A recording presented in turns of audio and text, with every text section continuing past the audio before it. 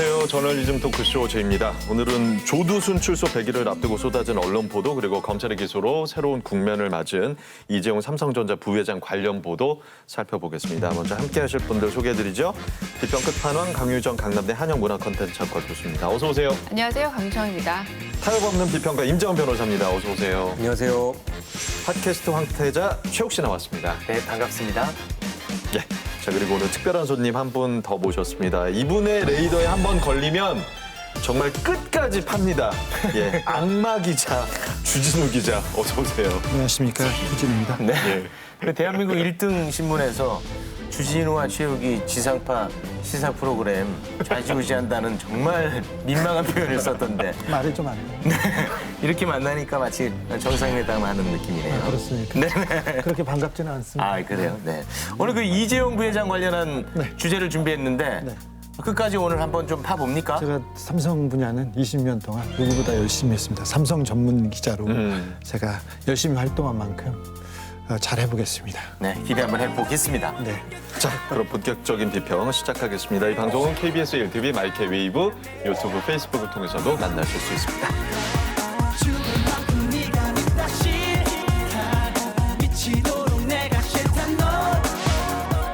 지난 2008년 초등학생을 상대로 납치 성폭행 범죄를 저지른 조두순이 올 12월 13일 만기 출소합니다. 관련해서 나온 보도들 중에 큰 비판을 받은 기사가 있는데요. 9월 11일 조선일보 단독을 달았습니다.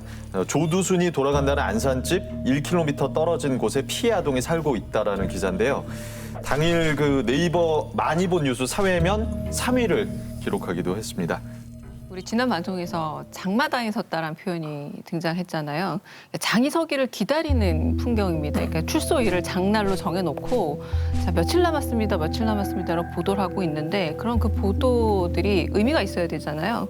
그러나 개인이 느끼는 불안감에 이제 형식을 주면 그게 공포가 됩니다. 제가 최악의 기사로 뽑은 게 바로 조선일보 9월 22일자 단독 나영이 아빠의 절규 빛나서라도 조두순에게 이사비 주고 싶다. 여기서 가장 문제가 되는 거는 사실 그 피해자가 20살이 돼서 어른이 됐습니다. 신체적인 문제 이런 것들을 다 언급을 하면서 보여주고 있어요. 전시하고 있다는 거죠. 이게 무슨 상관입니까? 한마디로 목적과 목표를 전혀 알 수 없이 선정적인 장면을 나열함으로써 클릭수가 높이는 기사다라는 생각이 들었습니다. 예. 장이 섰다는 말에 제가 동의하는데요. 언론은 천사보다 악마를 좋아합니다. 이렇게 악마성, 휘발성 강한 상품이 나오면요. 계속 속보를 쏟아내면서 이렇게 선정성 경쟁을 하죠. 딱 하나 묻고 싶은 것은 설령 가족의 인터뷰를 땄다 하더라도 당사자에게 이런 기사가 나가는 거에 대해서 어떤 의견을 청취했는가. 의견을 직접 청취할 수 없었다면 그 마음을 짐작해서 기사의 출고 여부를 한 번쯤은 고민해 볼 필요가 있지 않았을까라는 생각이 듭니다. 이 기사에 달려있는 댓글들을 보니까 오히려 그 시민의식이 더 수준이 높다라는 걸 좀 느끼게 됩니다. 이 기사를 쓴 기자를 고발합니다. 기사 내려주세요. 그러니까 기자가 이런 댓글 달 거 예상했을 것 같아요. 뭐 기사가 나오면 특히나 성폭력 범죄와 관련해서는 피해자를 너무 구체적으로 대상화했을 때 그것이 문제가 된다라는 얘기는 이미 많이 했고 예, 많은 예. 비판을 받아왔기 때문에 조선일보 기자는 그럼에도 불구하고 쓰는 거죠. 일단 클릭수가 많이 나올 거라는 예상이 있었기 때문이 아닐까. 그래서 더 나쁘다라는 생각이 드는 거예요. 지난 10일이죠. 법무부가 조두순의 면담 내용을 공개하면서 언론에 관심이 집중됐는데 서울신문 속보 출소 앞둔 조두순 죄 뉘우쳐 무리 안 일으킬 것. 국민일보 단독 달았습니다. 12월 만기 출소 조두순 안산 돌아가 무리 안 일으키겠다. 같은 기사에서 조두순이 면담에서 한 발언을 따옴표한 제목이 또 대다수였습니다. 예. 네, 이 보도를 보면 그 조두순의 말을 따옴표로 인용해서 쓰는 기사도 많고 그리고 공포에 떠는 그 안산 시민들의 말을 따옴표로 인용해서 쓰는 보도도 굉장히 많더라고요. 첫 보도가 필요했나라는 생각이 자꾸 들어요. 그러니까 이게 면담 과정에서 나온 발언의 내용을 보면은 전체적인 맥락이 출소 후 갈 곳으로 안산이 중요했던 게 아니라 가족이 있는 곳이 중요했던 것 같아요. 그런데 이거를 어떤 식으로든 접한 기자가 안산을 특정을 했고 논란이 발생했는데 충분히 논란을 예상할 수 있지 않았을까? 어쩌면 논란을 예상했기 때문에 기사를 쓴 게 아닐까라는 생각이 드는 거죠. 보도 못한 안산시가 지난 11일 조두순 출소와 관련한 언론 보도에 대한 입장을 발표를 했습니다. 포털에서 안산 키워드를 검색하면 조두순 관련 기사가 쏟아지고 있는 시점이라면서 2차 가해에 준하는 언론의 이러한 행태가 옳은 것인지 언론사에 묻지 않을 수 없다고 반문을 했는데 대체 어떻게 보도를 하고 있길래 이렇게 입장문까지 냈을까요?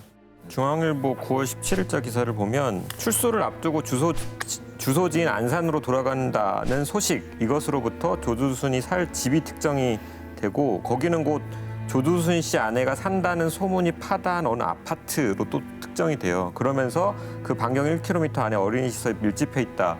그러니까 이미 특정을 해버린 거예요. 근데 저는 좀 원론적인 질문을 던지고 싶은 게 왜 그렇게 보도하냐고 물어보면은 똑같이 얘기할 겁니다. 피해자를 보호할 필요가 있고 재범을 방지할 필요가 있다고요. 그런데 그 두 가지를 위해서 그 가해자를 잠재적 범죄자로 만들고 악마로 대상화시키지 않고서는 피해자를 보호할 수 없느냐, 그런 대상화시키지 않고서는 재발 방지가 과연 안 되는 거냐, 우리 언론의 굉장히 게으르고 나태한 관습 때문 아닌가라는 생각도 들어요. 그 사실 2009년 KBS 최초 보도 이후에 이 사건이 공론화가 됐습니다. 그러면서 사회적으로 소아 성범죄에 대한 인식들이 많이 달라졌어요. 그렇기 때문에 지금 언론 보도가 굉장히 아쉽게 다가옵니다. 피해자 이름을 박제하는 관행에서는 많이 벗어났죠. 그래도 그게 아마 조두순 사건이 우리에게 남긴 가장 큰 그래도 공익적인 혜택이 아닐까라는 생각이 드는데 가만 보면 이렇게 문제 있는 기사들의 공통점이 뭐냐면 보도 준칙이나 윤리보다는 다운표 치고 도망가는 행위들이에요.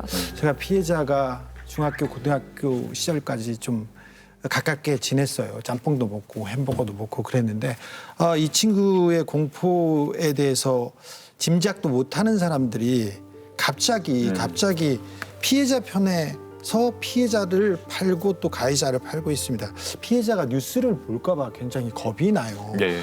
상처받을까 걱정이 되는데 이때만 되면 지난번에도 그랬어요. 이 사건이 터졌을 때 그때는 뭐 조두순 사건이 아니었고 피해자 이름을 붙어서 사건이었었는데 그 당시에도 그 피해자를 위한다면서 뭐 활동하겠다, 운동하겠다 하면서 많은 사람들이 나섰는데요.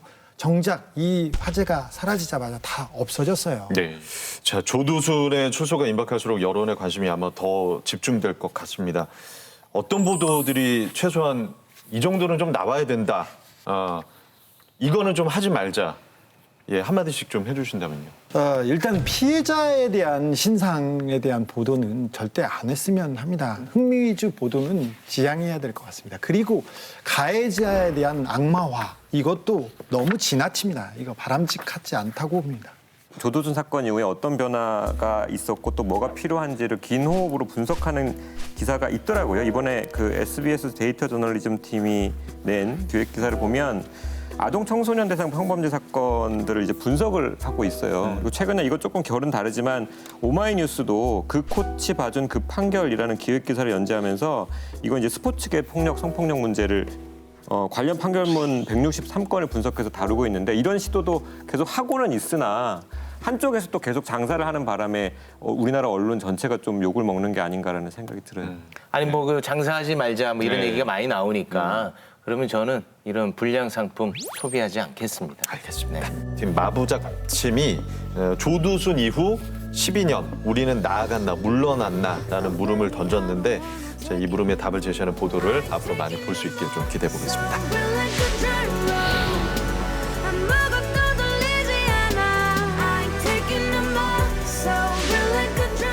9월 1일 서울중앙지검이 삼성의 경영권 부정승계 의혹과 관련해서 이재용 부회장을 자본시장법상 부정거래 및 시세조종, 업무상 배임 혐의 등으로 불구속 기소했습니다. 공소장에는 합병을 위해 삼성의 언론 보도를 관리한 정황도 나와 있는데요. 삼성을 위한 보도가 나오는 이유 살펴보겠습니다. 함께 말씀 나누기 위해서 이창민 한양대 경영학부 교수 모셨습니다. 교수님 어서 오세요. 네, 안녕하세요. 네, 반갑습니다. 우리 교수님은 제2의 첫 출연이지만 교수님의 그 연구를 우리가 좀 다룬 적이 있거든요. 그 연구를 보면 총수들이 참 빈정상하겠다라는 생각을 좀 했습니다. 기업 총수가 실형을 받아도 기업 가치는 거의 변화가 없다. 오히려 총수가 집행유예로 풀려나 경영에 관여하면 기업 가치가 더 나빠진다. 이런 분석을 저희가 다룬 적이 있었는데 이거는 뭐 확실한 거죠? 예, 뭐 소위 말하는 빅데이터로 분석을 한 거고요. 네. 뭐 저희 나름대로 굉장히 엄밀한 방법을 쓴 겁니다. 네. 얼마나 그 김종선을 지금 확신에 가득 차서 말씀을 하시는. 네네. 오늘도 두 저격수 네. 기대 한번 해보겠습니다. 네.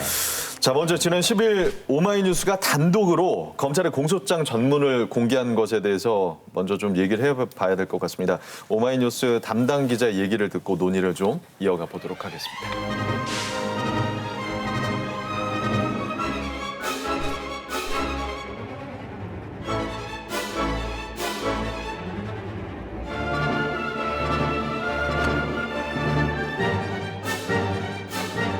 편집국 내에서 이제 논의하는 과정이 그렇게 길지는 않았던 것 같아요. 공소장이나 아니면 판결문 같은 공적 그런 문서들은 다 거의 전문 보도를 하는 게 원칙이기도 했기 때문에 그냥 당연한 절차에 의해서 그렇게 보도를 하게 됐던 것 같아요. 사안 자체가 워낙 복잡하고 또 이게 국민적 관심사는 되게 높은데 이게 이해하기는 굉장히 어려운 사건이고 한국 경제에 미치는 영향이라든지 약간 공적인 목적을 언급을 할 정도로 이게 굉장히 공적 사안이었잖아요. 기자의 어떤 시각이 들어가는 분석 기사도 중요하지만 이제 독자들도 함께 보면서 이제 함께 분석하고 함께 논의하는 공론회장을 열 수 있는 계기가 전문 보도를 통해 이루어질 수 있다고 생각해요. 네. 공소장에 담긴 범죄 사실은 재판에 의해 확정된 사실은 아닙니다. 그럼에도 사안의 중대성과 심각성을 감안하고 국민의 알 권리를 위해서 전문을 공개했다는 게 오마이뉴스의 입장인데요. 삼성 측에서는 재판받을 권리를 침해했다면서 강하게 반발했습니다. 어떻게 생각하세요? 우리가 지금까지 방송에서 공소 내용에 대해서 함부로 유죄 추정을 할 수 있기 때문에 그런 부분에 대해서 기사를 쓰는 건 굉장히 저널리즘 원칙에서 어긋난다는 얘기를 여러 번 했습니다. 이제 공소장이 나오기도 전에 언론들이 받아쓰면서 무조건 다 대서특필하고 단독이다. 그리고 이건 굉장히 중요한 의혹이 있다라는 의혹이 아니라 폭로까지 가는 그런 기사들에 대해서 했던 말이기 때문에 이 사안과 굳이 저는 양립되는 상황이라고 보진 않아요. 무슨 말이냐? 지금은 공소장이 나온 거고 그리고 한편으로 저는 되게 궁금했던 게 뭐냐면 수사심의위원회에서는 기소 필요 없다 이런 얘기를 했었거든요. 기자가 대략 마사지를 해서 몇몇 부분 필요한 부분을 공개해서 오해를 불러일으킨 게 아니라 오히려 공소장 전체를 공개해서 이 부분은 이렇다고 얘기하는 건 오히려 혼란을 줄이는 데 저는 도움이 됐다라고까지 생각이 듭니다. 언론 플레이를 하는 것과 이런 공소장 공개는 기본적으로 좀 달리 볼 필요가 있습니다. 공소장의 내용은 최종적인 수사 결과이고 검사가 자, 앞으로 재판을 통해서 이 내용을 입증해 보겠다. 거기에 대해서 책임을 지겠다라고 공표한 내용이거든요. 그래서 그 수사랑 공소 유지라는 검찰 사무의 정부당을 감시하고 평가할 수 있는 자료로서도 공소장은 공개되는 게 맞다. 기본적으로 그렇게 생각합니다.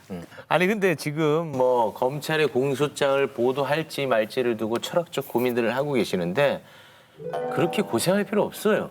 그런 고민할 필요 없습니다. 왜냐? 지상파 3사, 종편 4사 어디에도 이걸 다루지 않았어요. 그렇죠. 그러니까 이런 고민이 무의미합니다. 왜 다뤘냐고 비판하는 네. 기사들이 더 많아요. 공소장을 공개했다고 비판하는 기사가 맞습니다. 훨씬 많고요. 네. 공소장에 대한 의미를 짚어주는 데는 거의 없습니다. 이번에 공소장 공개했는데 공개된 내용은 없고 공개된 것이 논란이다, 인권 침해다 이런 기사만 10배 많을까요? 한 50배 정도 많을 거예요. 이 사건 자체가 굉장히 복잡해요. 그러니까 분식회계나 이런 거 진짜 어렵거든요. 이런 거에서 이제 중요한 쟁점을 여론에서 잘 다뤄주고 이게 좀 실체적인 좀 접근을 하는, 그러니까 이재용을 구해야 한다는 논리 가지 말고 이런 쪽으로 가는 게 굉장히 중요하다고 생각하고 있습니다. 예. 네. 그 이 공소장 공개 논란이 사실 우리 사회에 가장 뜨거웠던 때가 이제 올해 2월인데 그때 이제 청와대 하명수사 의혹 사건에 대한 공소장 공개 여부를 놓고 야당이랑 법무부가 강하게 대립을 한 적이 있었잖아요. 그때 동아일보가 6월 7일 공소장 전문을 공개를 했고 그러자 TV조선 등이 그 공소장 내용을 분석하는 보도를 합니다. 뭐 임종석 전 비서실장이 3차례 등장했다. 공소장에 문재인 대통령이 35차례 등장했다 식으로 분석 보도가 나왔는데 해당 언론사들이 지금 이재용의 공소장에 대해서는 침묵하고 있다. 굉장히 이중적인 모습을 보이는 거죠. 2005년도에 예. 노무현 대통령이 권력은 시장으로 넘어갔다 이렇게 했는데 그 당시에도 삼성보다는 굉장히 성역과도 같았어요. 무서워했습니다. 그런데 이 그 삼성의 그 언론에서 차지하는 삼성의 위치는 더 공고해지고 더 높아지는 거 아닌가. 저는 조국 사건이나 추미애 사건보다 108배 정도 중요하다고 생각하는데 이제 모든 범죄가 왜 이제는 108배입니까? 좀 진지하게 좀 하십시오. 그거. 중요한 거예요. 고민했어요. 아니, 꽤 중요하다. 508배 하면 좀 그렇잖아요. 그런데 이걸 단죄하는 얘기를 못 하고 있어요, 언론이. 삼성에 대한 본질에 대한 취재는 지금 언론에서 거의 손을 놓고 있습니다. 그나마 많이 지금 진보하고 나아진 것이 저희가 지금 삼성 얘기를 여기서 KBS에서 하고 있다는 겁니다. 네. 다른 언론에서 못 하고 있어요. 그나마 우리 제이가 이 삼성 부회장 관련해서 다룰 수 있는 것은 1TV는 광고에 휘둘리지 않기 때문 아니겠습니까? 수신료의 가치죠. 수신료의 네. 가치, 공영방송의 가치입니다. 자, 133쪽 분량의 공소장입니다. 언론과 관련된 내용도 5쪽 이상인데요. 그래서 지금부터 언론이 말하지 않는 공소장 속 삼성과 언론의 유착 관계를 좀 살펴보도록 하겠습니다. 먼저 검찰이 삼성이 2015년 7월 13일부터 16일까지 4일간 발주한 36억 원 상당의 광고에 대해서 의혹을 제기하고 있는데 최욱 씨가 그 내용을 좀 쉽게 설명을 해주세요. 그 이재용 부회장의 경영권 승계의 일환으로 2015년 7월 매우 부자연스럽게 보이는 삼성물산과 제일모직의 합병을 추진을 하는데 삼성은 합병에 찬성하는 여론 형성을 위해서요. 국가대항전 프레임을 짜기 시작합니다. 그 과정에서 삼성은 이제 우리 편, 그리고 합병에 반대하는 미국의 헤지펀드 엘리엇은 우리가 무찔러야 하는 상대편, 이렇게 되는 거죠. 이 과정에서 이제 삼성은 36억 원의 광고를 언론사에게 주게 됩니다. 그런데 공교롭게도 그 시기에 언론사들은 우리 편, 즉 삼성이 엘리엇을 물리쳐야 한다는 기사를 마구 쏟아내게 되는데 그냥 프레임이 됐습니다. 만약에 삼성을 지키지 않으면, 옹호하지 않으면 내국노. 이게 거의 그냥 프레임으로 이렇게 기획됐는데 예상했던 대로예요. 이번에 그 11가지 정도 기사가 이렇게 공소장에 들어 있습니다. 근데 제가 취재하면서 확인해 본 결과는 한 1000개 이상의 기사가 올라왔었고 그게 그 삼성의 영향력 안에서 움직였다고 보는데 11개 기사는 거의 대부분 검찰이 증명할 수 있는 부분입니다. 검찰이 증명할 수 있는 부분, 최소한의 얘기만 한 것이 이번에 공소장 내용이라고 봅니다. 여기 보세요. 이 기사 동아, 조선, 매경에서 나왔는데 이 삼성에서 사보에 내도 좀 낯이 부끄러운 내용이 많아요. 국민연금 100기사로 나서라. 삼성을 위해서 100기사로 나서라.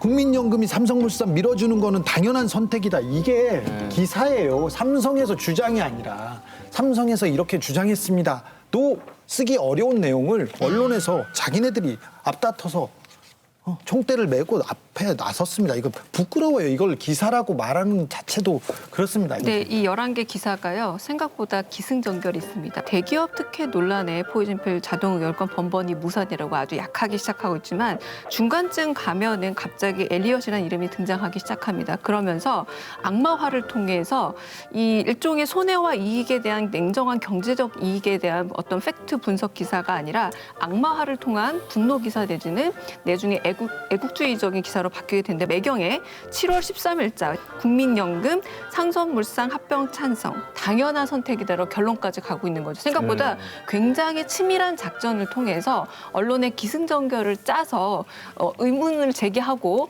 동조를 얻고 합리적인 어떤 분석보다는 훨씬 더 감정적인 경로를 이끌어가는 때문에 그냥 우연히 만들어진 결과물이 아니라는 겁니다. 제가 2015년 이때를 정말 잘 기억을 하고 있는 게 제가 이때 그 KBS 라디오 게스트를 할 때였습니다.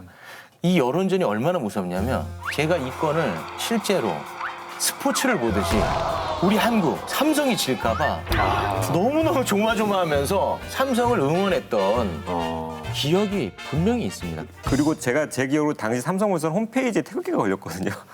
예, 그 삼성물산 홈페이지에 그러니까 이 건에 대한 여론을 막 이렇게 얘기를 하면서 그러니까 왜 합병이 필요한지를 설명하면서 태극기를 이렇게 팝업으로 띄웠었던 게 기억이 나요. 이 문제가 사실은 저는 한국 재벌과 언론의 문제를 그냥 압축적으로 정말 드러낸 것 같아요.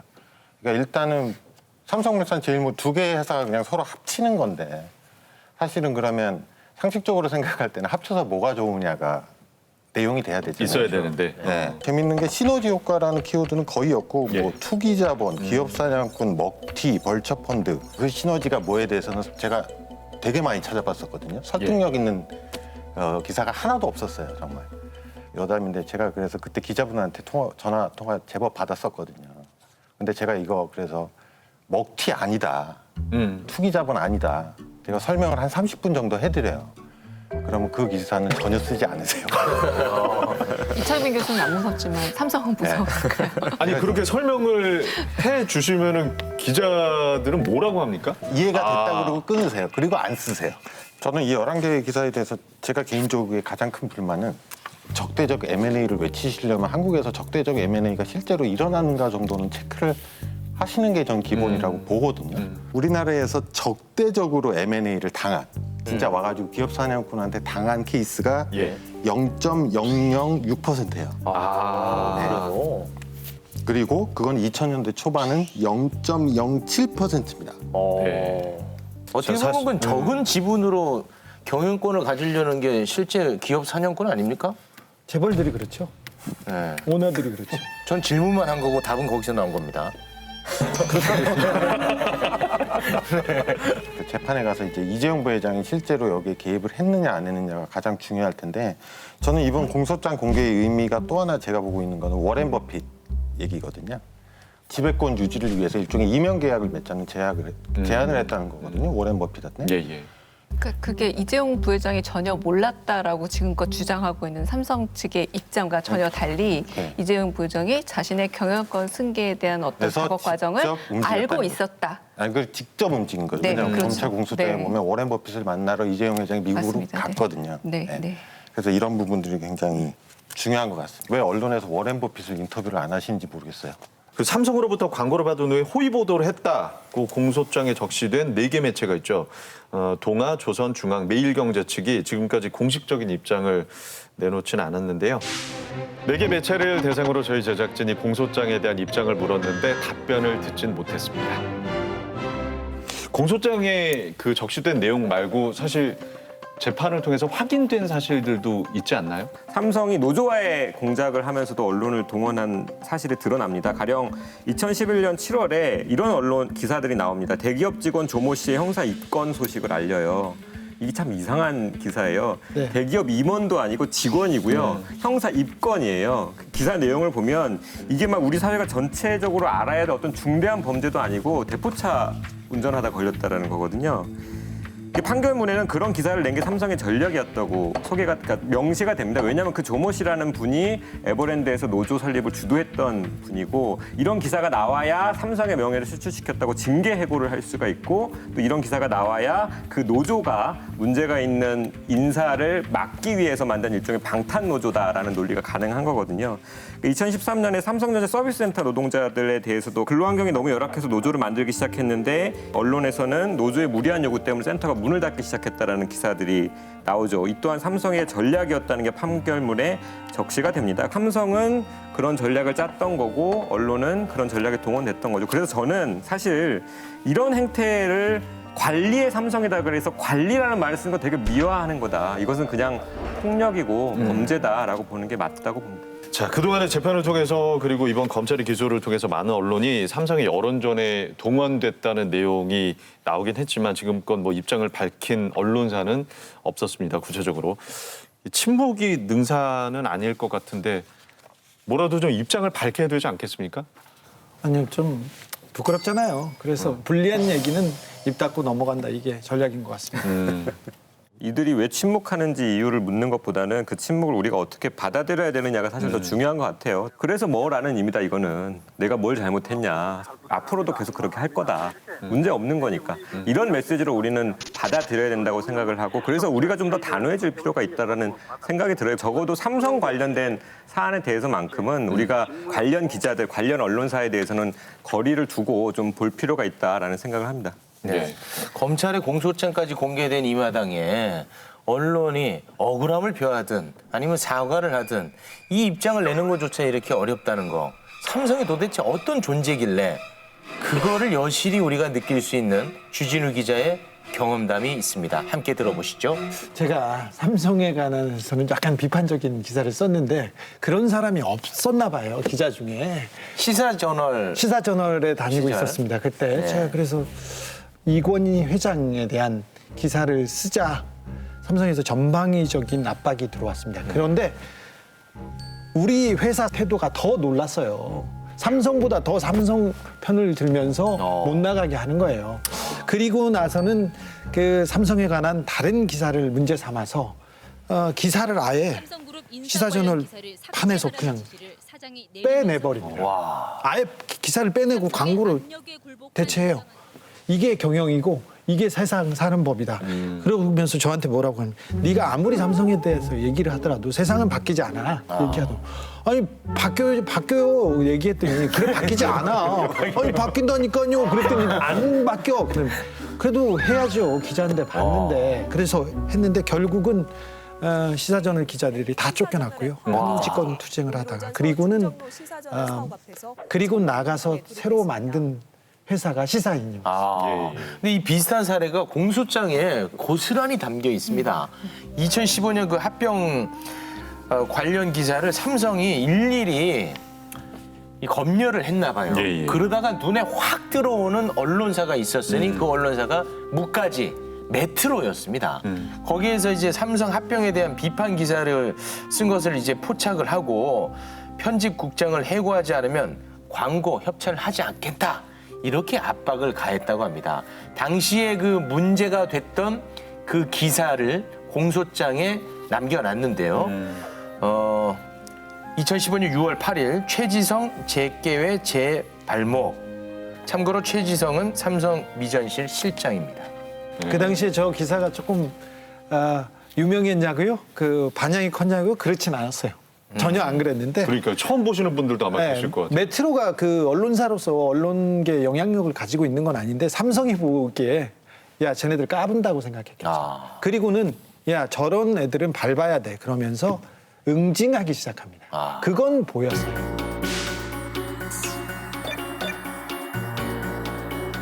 카메라 렌즈 수율에 문제가 있다? 뭐 이런 식의 기사를 일면톡으로 냈어요. 네, 삼성은 굉장히 사활을 걸고 있는 제품이었기 때문에 정정보도 청구 그리고 사실은 기사가 나가던 당일에 기사를 내려줄 것을 요구하는 일들이 있었는데 저희가 보기엔 이건 사실 보도다라고 해서 그 삼성의 정정보도 청구를 받아들이지 않았고요. 삼성이 이제 나중에 시간이 좀 흐르니까 저희를 이제 압박했던 수단이 뭐였냐면은 광고를 중단을 하고요. 이제 말하자면 밥줄을 끊겠다.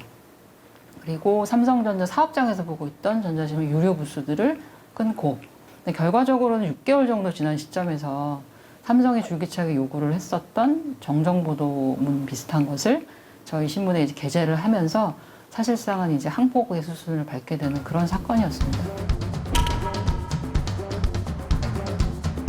굴욕적인 그 글이 나간 이후에 실제로 전자신문에서 주축이 됐던 많은 기자들이 회사를 떠나는 일로 이어졌었죠. 6개월 동안 회사가 싸웠던 걸 좀 생각을 해보면 뭔가 이렇게 진짜 좀 살아있는 기사들을 언론이 원래 쓰는 게 맞지라고 확인하는 과정들이 있었는데 하여튼 결론은 그렇게 좀 허무하게 끝나는 걸 보면서 아 이게 삼성이 진짜 하나의 권력이구나 라는 생각을 좀 뼈저리게 확인을 한 거죠. 언론이 삼성이 그렇게 길들여지는 것은 결국 이제 광고 때문이 아닐까 싶은데 30년 경력의 한 전직 기자가 제2 제작진에게 이런 이야기를 했다고 합니다. 삼성이 광고를 끊으면 다른 기업, 즉 다른 회사의 광고주들도 연이어서 우리도 어렵다 이렇게 나온다는 거예요. 그러니까 삼성 광고가 끊긴다는 거는 이제 신문 광고가 그냥 다 끊기고 언론이 그냥 없어진다 이렇게 받아들인다는 겁니다. 그만큼 무섭다는 거죠.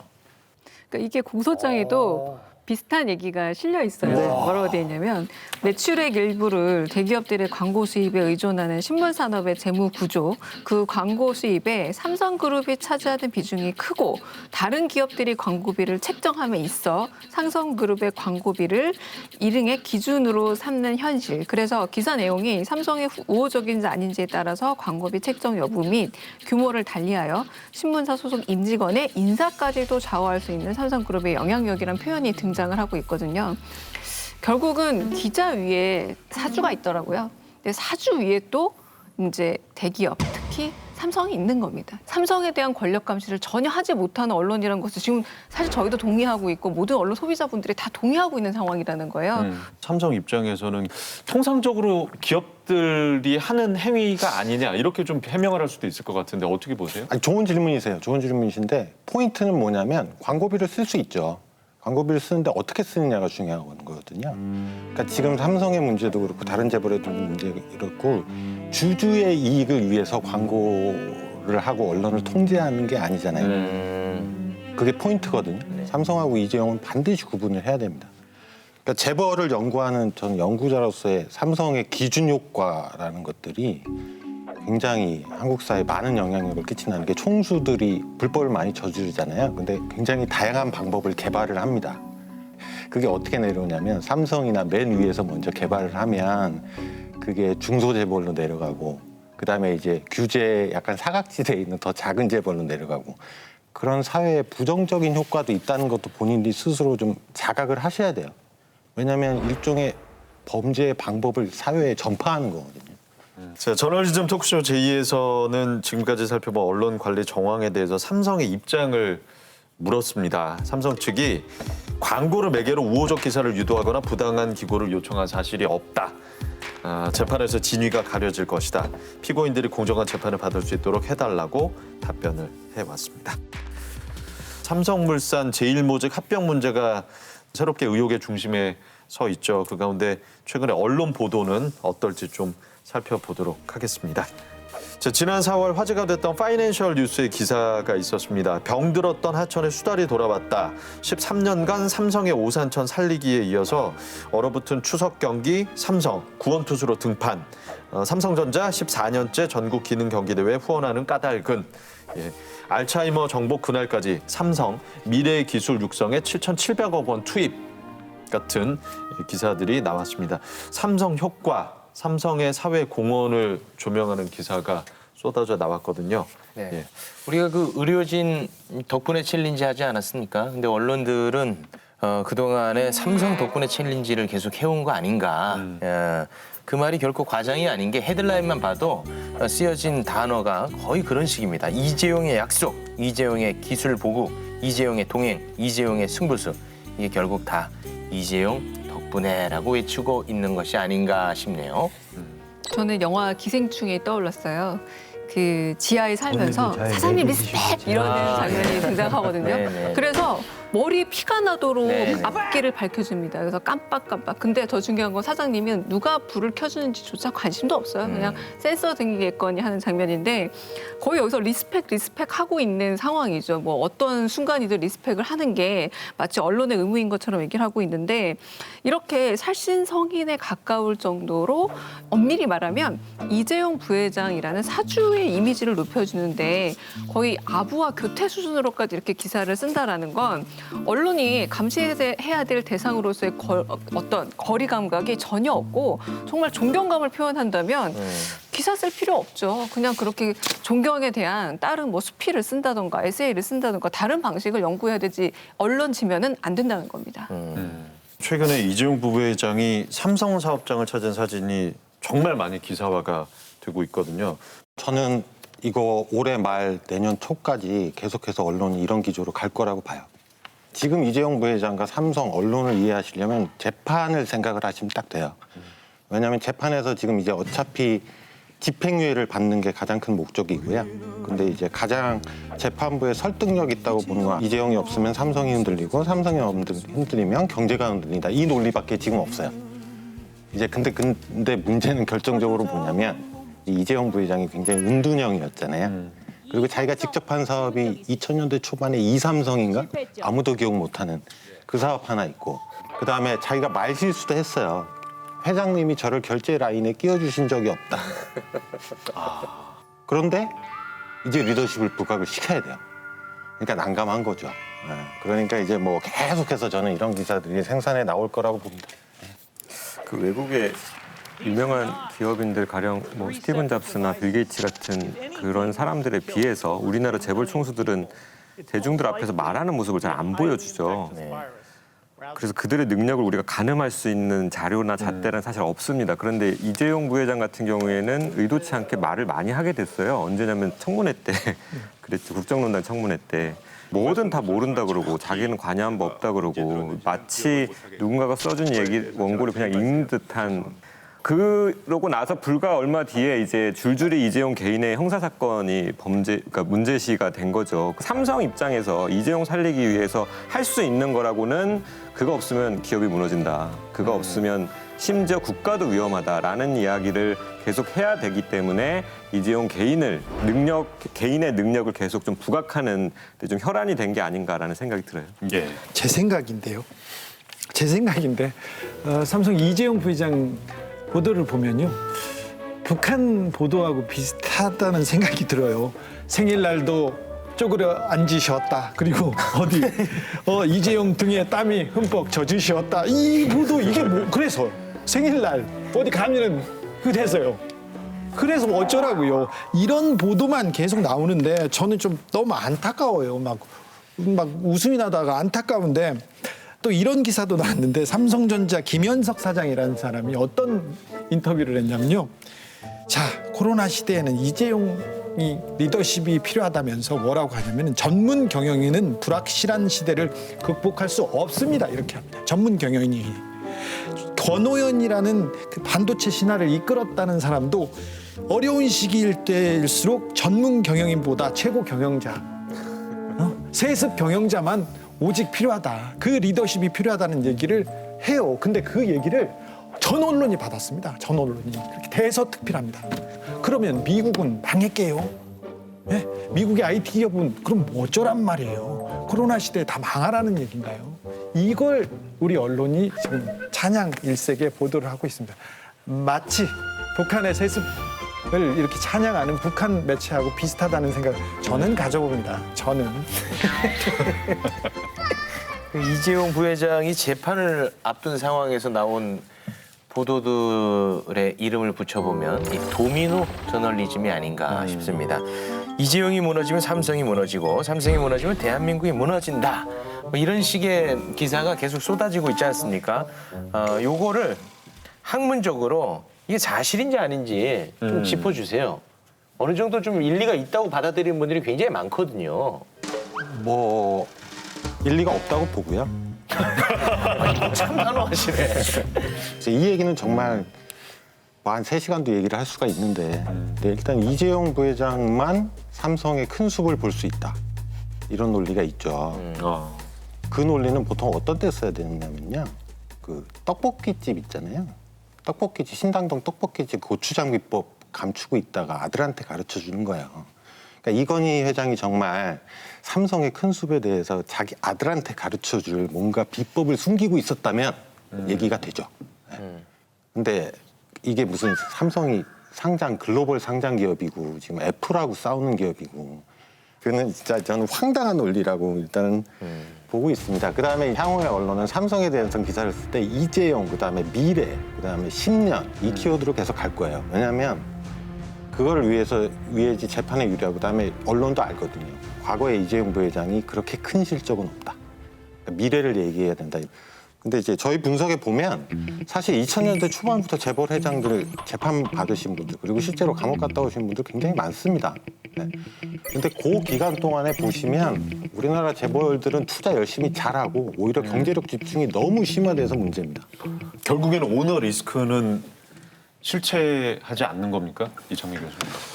언론에서 오너라는 표현은 좀 안 써주셨으면 좋겠어요. 네. 왜냐하면 정확히 말하면 오너도 아니에요. 네.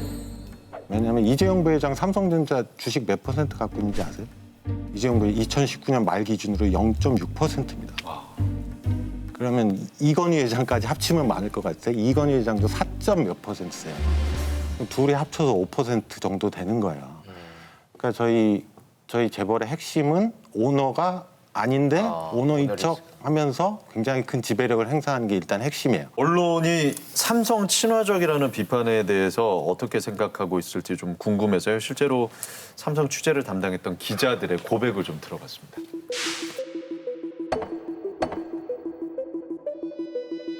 그 선배가 저한테 대놓고 얘기를 하더라고요. 뭐 이재용 부회장을 소위 말해서 옹호해주고 싶어서 그런 게 아니라 신념적으로 정치적 비즈니스를 하는 거다. 정치적 비즈니스를 하는 것이기 때문에 너가 거기 따라주면 좋겠다. 마이너 매체라서 삼성 광고를 따오고 싶어 했어요. 그래서 압박이 아니라 적극적으로 나서서 이 기회에 삼성이 지금 위기에 몰린 이 타이밍에 광고를 따와야겠다 싶어가지고 고위 임원이랑 막 미팅 잡으려고 혈안이 돼 있고 그때 느낀 게 정확히 압박이라기보다는 언론이 삼성을 먼저 더 원해요. 돈이 되니까요. 이재용 재판에 대응하기위해서 광고를 따내기 위해서 채용을 한 것 같아요. 예, 그러니까 원포인트 방문 판매원이라고 생각이 듭니다. 그러니까 거기 재판에 가서 방문해서 광고를 판매하는 거죠. 기자가 아니라. 그래서 본 대로 들은 대로 기사를 쓸 수 없었다는 거를 체감하게 되죠. 제가 알게 됐죠. 아, 이게 진짜 이 거지 같은 현실이구나. 막연하게 알고 있었는데 그걸 알게 됐고 저는 너무 힘들었죠, 사실. 예, 너무나 힘들었고 절망적이었고 딸 가진 착한 아빠들도 그렇고 그런 평범한 언론인들도 범죄적인 기사를 쓰게 되는 것 같아요. 저는 그 장충기 문자 보면서 이거는 범죄라고 생각했어요. 언론인이 사실상 이게 아주 현저하게 이제 뇌물에 가까운 지금 뭔가를 받고 잘못된 기사를 썼을 경우에는 이거 좀 최대한 법으로 좀 처벌할 수 있는 게 있었으면 좋겠다. 주 기자님 어떻게 보셨어요? 슬프죠. 슬프죠. 뭐 언론이 사실 보도보다 삼성 보도가 더 중요한 상황인데 현실이지 않습니까? 그 사람들이 특별히 기자들이 이건 현실이라고 받아들이는 것 같아요. 어디 가서 기자라고 어디 가서 저널리즘을 논할 수 없죠. 이 삼성 앞에서는. 그래서 굉장히 좀 분통 터지다가 슬프네요. 언론사는 이제 광고로 보상을 받는다 쳐요. 네.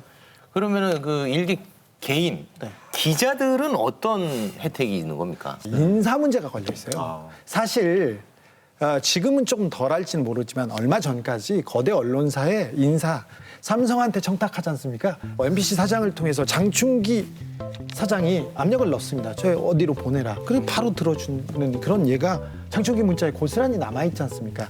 그래서 이 기자들은 자기 인사, 출세 이것 때문에 삼성을 두려워하는 것 같아요. 삼성한테 밑보이면 끝난다 이런 게 있습니다. 제가 장충기 문자를 보고 가장 놀랐던 게 혈맹이라는 단어를 쓰고 삼성의 눈으로 세상을 보겠습니다. 이런 얘기를 언론인이 계속 이어지는 언론의 삼성에 대한 숭배, 이 옹호 이거는 저기 조정래 선생님 천년의 질문에 보면 그런 내용이 나옵니다. 사마천 사기의 한 부분인데 자기보다 10배 부자면 헐뜯고 100배 부자면 두려워합니다. 그런데 10,000배 부자가 되면 노예가 된다는 구절이 나오는데 우리 언론이 삼성의 노예가 되고 싶은 건 아닌가 그런 생각에 제가 장충기 문자를 보고 굉장히 슬퍼했던 기억이 납니다. 그거 제가 보도했습니다. 네. 그거 제가 지금 막 얘기하려고 얘기해야지. 지금 막 하려고 했습니다. 지금 딱 입을 뗐는데 왜 그럽니까? 제가 삼성 보도 하나를 김용철 변호사 비자금 사건 네. 그걸 제가 보도했는데 제가 기사를 쓰는데 삼성 사장들이 여러 명 한번 찾아왔더라고요. 그래서 내가 만났는데 네. 저를 위해서 해줄 수 있는 게 100여 가지 있다고 하면서 다른 얘기를 하더니 아드님이 몇 살이시죠? 지금 영어를 배우면 좋을 건데 미국에 좀 가 계시겠습니까? 학교에 가시겠습니까? 돌아와서 교수를 하셔도 좋고 언론사에 돌아오셔도 되고 기업에 가셔도 좋고 이런 식으로 얘기를 하죠.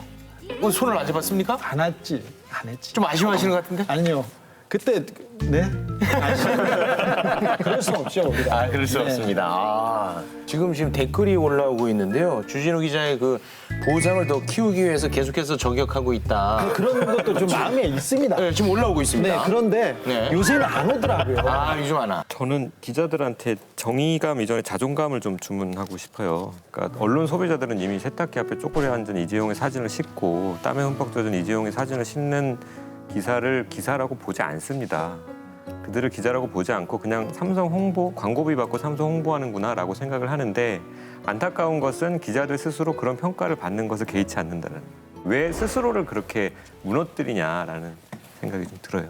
왜 기자가 됐냐면 사회에 조금 보탬이 되려고 됐는데 사회의 보탬이 아니라 삼성의 보탬이에요. 삼성의 보탬도 아닙니다. 냉정하게 말해서 이재용 가문의 보탬이 되기 위해서 내가 나의 영혼을, 나의 직분을, 기자라는 저널리즘을 여기다 팔아. 이거는 처음으로 초심으로 들어가 보면 말이 안 되는 얘기입니다. 기자들이 그냥 반성하고 다시 한번 생각해봐야 되는 게 가장 첫 번째 같아요.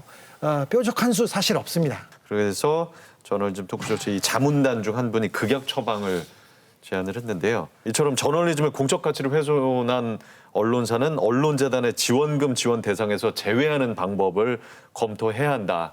이런 주장을 하셨습니다. 이 아이디어 괜찮습니다. 이게 어떤 거냐면 제가 보기엔 가짜 뉴스가 굉장히 많이 퍼지는 거는 가짜 뉴스가 퍼져도 그걸 퍼뜨린 주체가 어떠한 책임도 지지 않아요. 큰 비용을 들이지 않아요. 그런데 가짜 뉴스는 굉장히 많이 퍼지죠. 이게 뭐랑 똑같냐면 환경오염하고 똑같아요. 환경오염을 시키죠. 어떤 기업이. 그런데도 그거에 대해서 모든 거에 대해서 다 비용을 지질 않아요.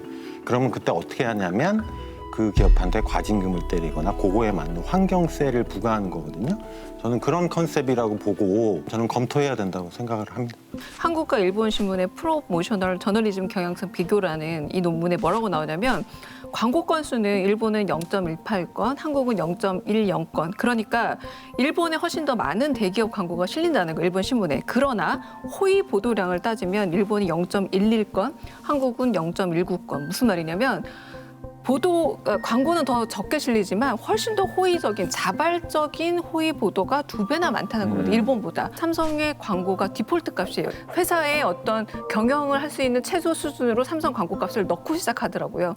이런 자료들만 보더라도 일종의 공식적인 제도나 혹은 언론의 권위의 정당성을 찾기 위해서라도 조금 강제력은 필요하다라고 저는 생각합니다. 예, 일부 언론들, 신문들이 지금 코로나19 때문에 좀 피해를 많이 봤다라면서 정부에 좀 지원을 요청을 했어요. 이게 신문은 인권과 시민의 편에 서서 권력에 대한 감시견 역할을 수행하기 때문에 일종의 공적 자금이 투입되어야 된다라는 게 이제 신문협회의 논리더라고요. 누가 그랬다고요? 신문협회에서 누가요? 그러니까 정말 이게 사실 이 짧은 문장인데 이 단어 중에 어느 것 하나라도 그러니까 공감을 할 수 있는 부분이 있을까 싶을 정도로 특히나 여기서 이제 권력에 대한 감시관 역할이라는 말에서 그 권력은 시민들도 느껴요. 정치 권력을 이미 뛰어넘은 경제 권력을 느끼는데 경제 권력에 대해서만큼은 정말 더 어떠한 감시관 역할을 하지 못하는 상당수의 기자들을 거느리고 있는 그 신문협회가 이런 말을 하는 게 시민들에게 정말 어떤 공감대를 얻을 수 있을까라는 생각이 들어요. 그 코로나 지원금을 만약에 신문협회 지원해야 된다면 심사를 좀 언론 소비자들이 하면 어떨까 싶어요. 그래야죠. 네. 제가 굉장히 좋아하는 연구가 하나가 있는데요. 그게 이제 미국 기업 범죄에 관련된 거예요. 기업 범죄를 누가 밝혀냈느냐. 외부의 어떤 규제기관, 검찰 또는 저희가 생각하는 뭐 주주 뭐 이런 사람들이 밝혀낼 것 같지만 그렇지 않습니다. 그러니까 굉장히 적극적인 기업 범죄의 감시자 역할을 언론이 하고 있고요. 진짜 큰 거는 다 언론이 밝혀요.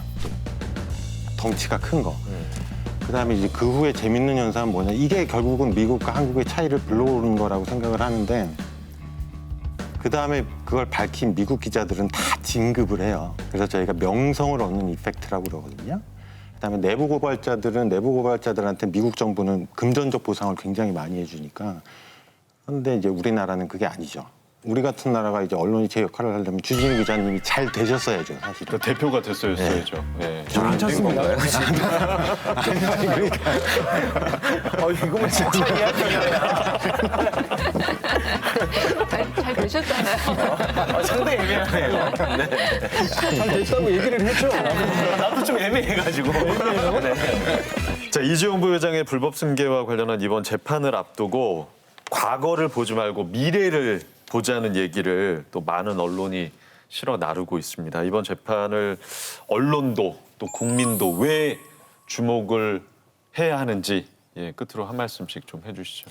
네, 그 언론이 이제 과거를 보지 말고 미래를 보자 이 철학을 강조할 땐 딱 두 가지 사안입니다. 친일파. 삼성과 일본이에요.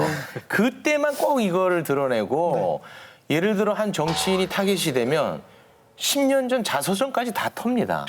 그 잣대만이라도 좀 일관되게 해 주었으면 좋겠다는 말씀 드리고 싶네요.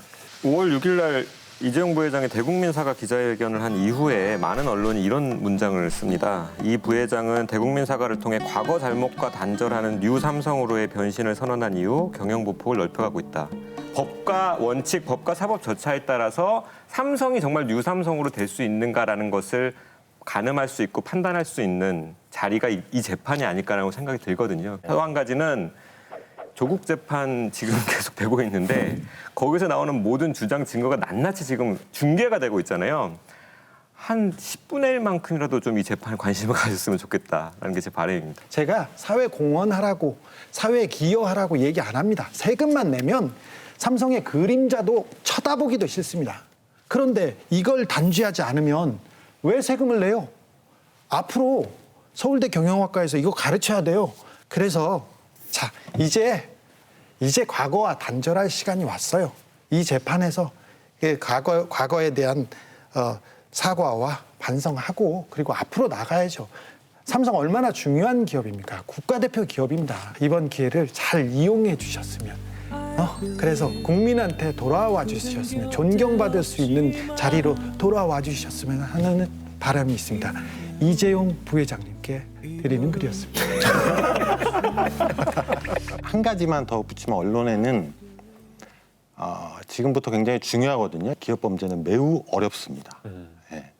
근데 그거를 해석할 수 있는 능력이 있어야 돼요. 그리고 내부 정보를 가질 수 있어야 돼요.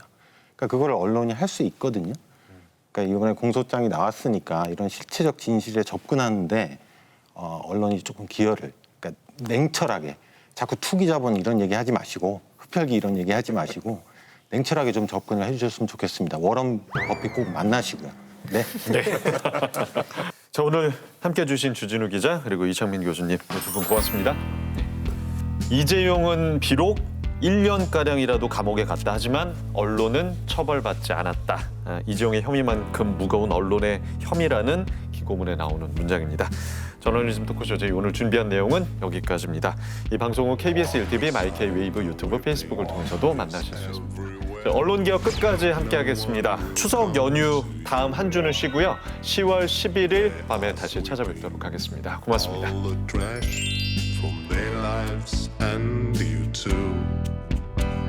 The wires of earth and the spirit in the trees. She hears the word and the beauty of the sea. So come on, come on, don't you sleep so long. Don't you sleep so long.